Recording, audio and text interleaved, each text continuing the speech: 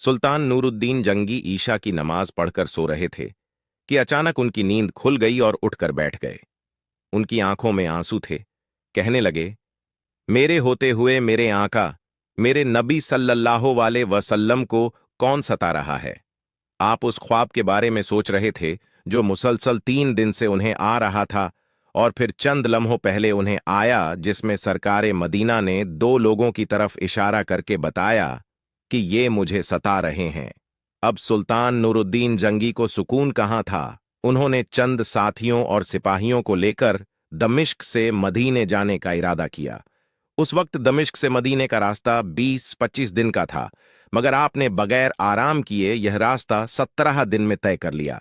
Medina पहुंचकर आपने मदीने आने वाले और जाने वाले तमाम रास्ते बंद करवा दिए और तमाम खास और आम को अपने साथ खाने पर बुलाया। अब लोग आ रहे थे और जा रहे थे, आप सिर्फ उनके चेहरे को देखते, मगर आपको चेहरा नजर ना आया।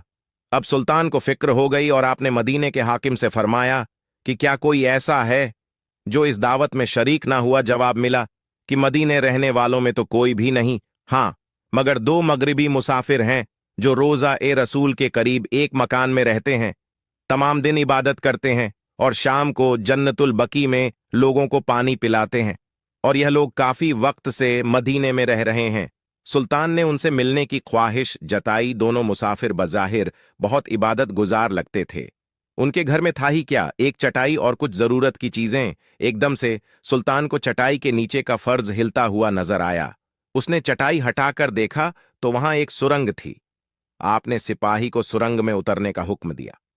वह सुरंग में दाखिल हुए और वापस आकर बताया कि यह सुरंग नबी ए पाक सल्लल्लाहु अलैहि वसल्लम की कब्र मुबारक की तरफ जाती है। यह सुनकर सुल्तान के चेहरे पर गुस्सा और गजब की कैफियत तारी हो गई। अपने दोनों मुसाफिरों से पूछा कि सच बताओ, तुम लोग कौन हो? काफी पूछने के बाद उन्होंने बताया कि वो नसरानी ईसाई हैं और अपनी कौम की तरफ से तुम्हारे पैगंबर के जिस्म अतहर शरीर को चोरी करने के लिए भेजे गए हैं। सुल्तान यह सुनकर रोने लगा और उसी वक्त दोनों की गर्दनें उड़ा दी गईं।